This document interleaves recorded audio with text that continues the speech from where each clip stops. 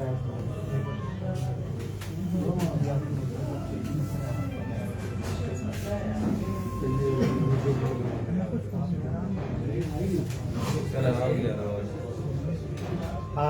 इस पत्रकार वार्ता में आए आप सभी पत्रकार बंधुओं का स्वागत है।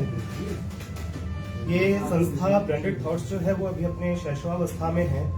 हमने इसको रजिस्ट्रेशन के लिए अप्लाई किया हुआ है और इसका मुख्य उद्देश्य है जो सांस्कृतिक रूप से विघटन हुआ है हमारे समाज का, उसमें एकरूपता लेके आने का और तकनीकी रूप से हमारा प्रबंधन जहां कमजोर होता है उस पर रिसर्च करके उससे जुड़े मुद्दों को उठा करके लोगों तक लाना और सरकार तक पहुंचाना। आज इस प्रेस वार्ता का जो हमारा मुख्य उद्देश्य है वो है हमारी कुछ सुझाव हैं सरकार के लिए और समाज के लिए कि उनको हम किस तरह लोगों तक पहुंचाएं और उन पर किस तरह अमल लाया जाए जिससे कि समाज में एकात्मता आए, एक रूपता भी आए और हमारा इतिहास है उसका पुनर्जागरण हो।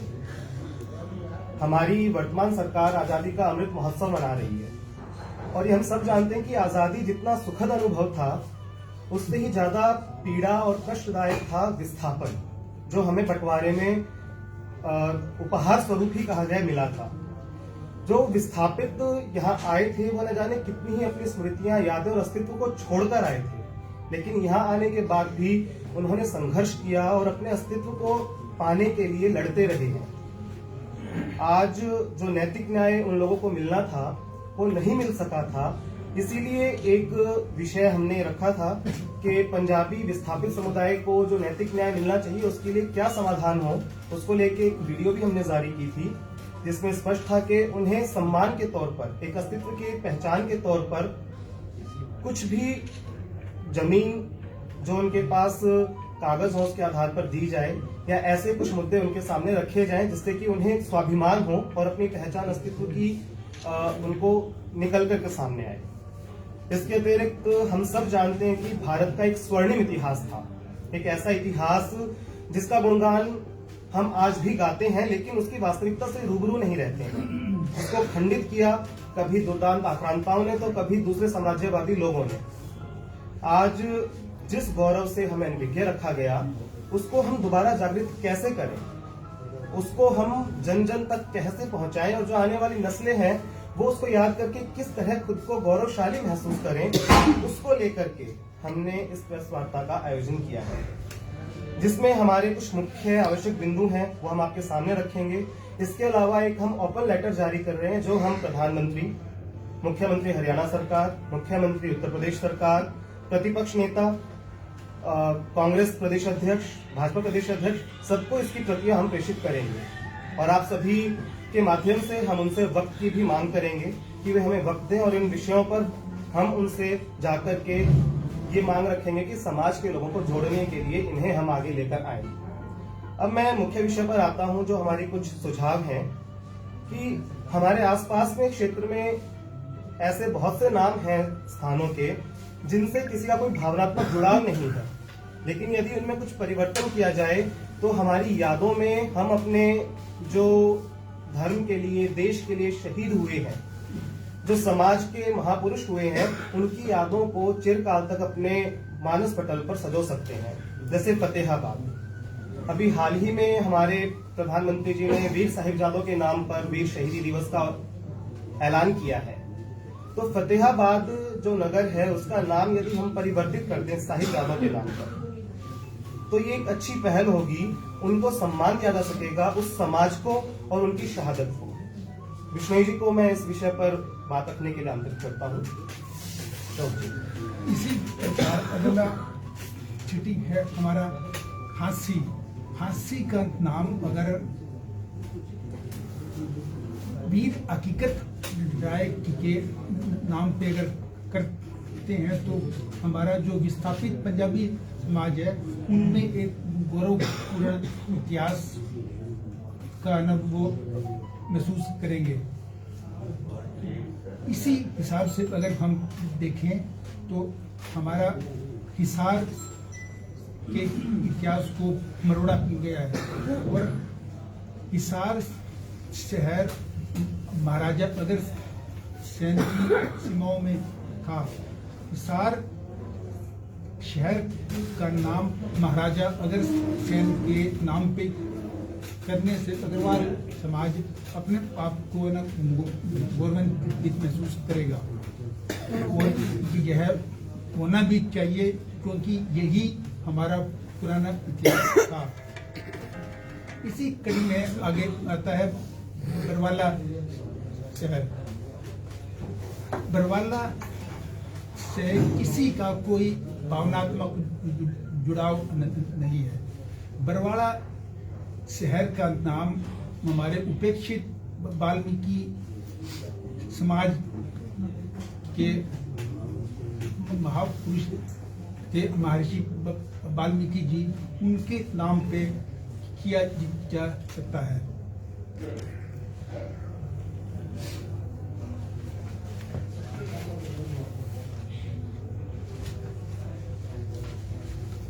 ठीक इसी तरीके से इतिहास में प्रजापति दक्ष महाराजा और विश्वकर्मा महाराजा ने, जिन्होंने इतिहास में जो हमारे प्रजापति थे मानव जाति के, उनके समाज को और उनको महिमा मंडित करने के लिए तमाम IITs और ITI का नाम उनके नाम पे करें तो हमारे बच्चे अपनी पुरानी जड़ों से जुड़ेंगे।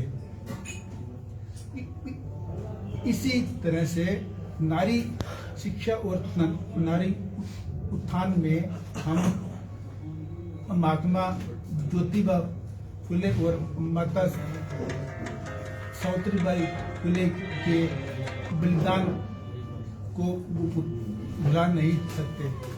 जिन भी महिला कॉलेजों का नाम किसी की भावनाओं से जुड़ा हुआ नहीं है, उन महिला कॉलेजों का नाम माता सावित्रीबाई फुले के नाम पे होता है, तो हमारे बैकवर्ड समाज इसको बहुत अपने आप को गौरव महसूस करेगा।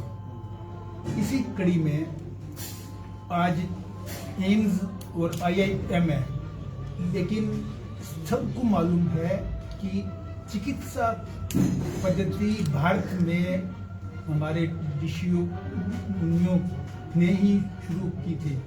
तो जितने भारत के एम्स और IIM है, उन सभी के नाम हमारे इतिहास के ऋषि मुनियों के अगर नाम से होते हैं तो दुनिया हमारे पुरानी टेक्नोलॉजी को और भारत को विश्व गुरु के रूप में देखना स्टार्ट करेगी। ऋषि हमारा चाणक्य थे, महर्षि सुश्रुत थे, महर्षि च्यवन है, ऋषि और भी बहुत से हैं। अगर आप है ना देखोगे तो मिल जाएंगे। अंकित जी, हमारा जो उद्देश्य है वो नाम बदलवाना कतई नहीं है, लेकिन ये हम सब जानते हैं जब किसी शख्सियत या किसी चीज की पुनरावृत्ति होती है तो वो हमारे मानस पटल पर छप जाता है, और जब हमारे आने वाली नस्लें इन लोगों के नाम सुनेंगी तो वो इस चीज को जरूर सोचेंगी कि इन लोगों में ऐसा क्या था जो इनके नाम पर इन स्थानों का नामकरण हुआ। ये आवश्यक नहीं कि स्थानों का नाम हो, इनके नाम पर कुछ ना कुछ ऐसा किया जाए जिससे कि ये हमारी स्मृतियों में उतरते जाए और हर कोई इनके नाम से, इनके जीवन परिचय से जाने। क्योंकि अपने आप को या अपने समाज को हम तभी एक स्वस्थ दिशा दे सकते हैं जब हम हमारे महापुरुषों के जीवन चरित्र को जानते होंगे। महर्षि चरक, महर्षि सुश्रुत ने जो त्याग तपस्या की, वो जब तक उनका नाम ही हम नहीं सुनेंगे तो उसके बारे में हम कहाँ अध्ययन कर पाएंगे। तो हमारा उद्देश्य सिर्फ ये है कि अपने राष्ट्र के गौरव को पुनः जागृत किया जाए, और उसका सर्वथा और सबसे सस्ता और सुलभ जो उपाय है उसकी पहली सीढ़ी है कि हम इनके नामों को जागृत करें, इनकी जीवनियों को जागृत करें। और अगर ऐसा हम करते हैं तो ये कोई घाटे का सौदा तो है नहीं। नाम बदलना, वो भी जहां भावनात्मक जुड़ाव ना हो, कोई घाटे का सौदा नहीं है। इस विषय पर यदि ध्यान दिया जाए और समाज में जो उपेक्षित लोग हैं उनके महापुरुषों को यदि हम जीवनों को लेकर आए तो वो भी खुद को गौरवान्वित महसूस करेंगे। मुख्य धारा में जुड़ता हुआ महसूस करेंगे और यही हमारे समाज की जो पुरातन संस्कृति की जो अच्छाई थी वो फिर से जागृत होगी और समाज और देश विकास के पथ पे दोबारा अग्रसर होगा। वीर हकीकत राय के कुर्बानी को आज के लोग बहुत कम जानते हैं और इसके बारे में गौरव जी बताएंगे कुछ।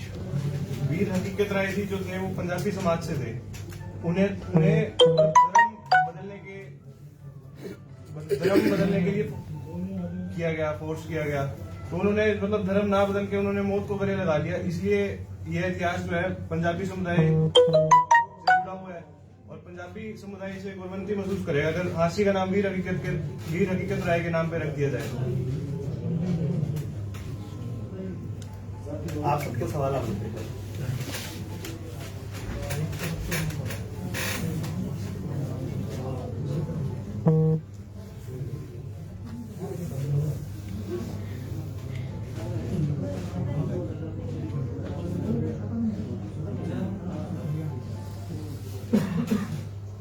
आपके माध्यम से मैं हमारे हरियाणा के 88 एमएलए, 8 एमपीज और सभी राज्यसभा सांसदों से अपील करूंगा कि वो इस पे विचार करें और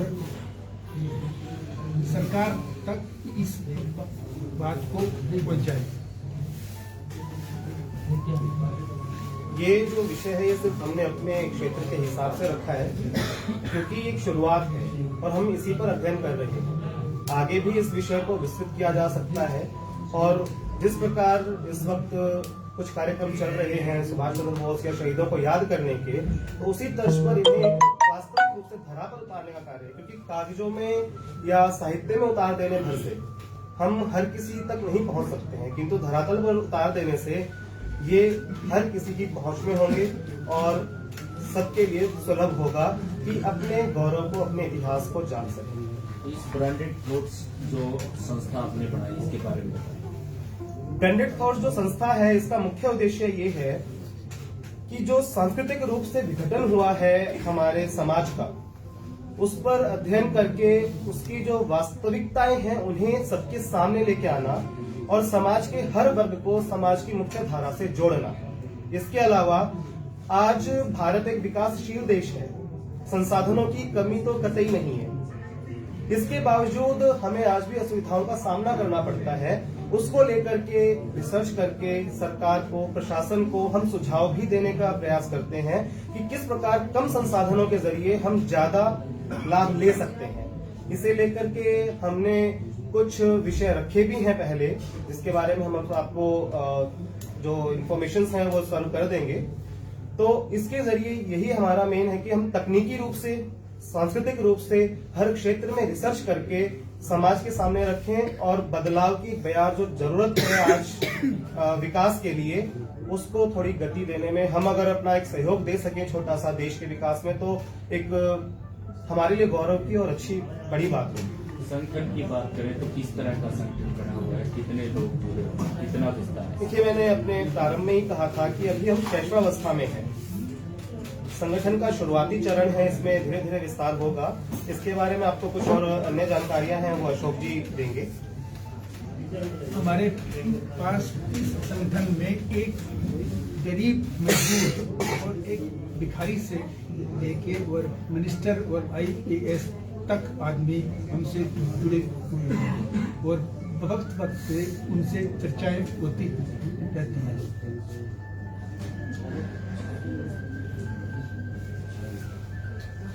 इसमें मैंने 88 MLA का है ना और 8 MP का है, तो 2 MLA और 2 MP है, वो किसी को नहीं मालूम है।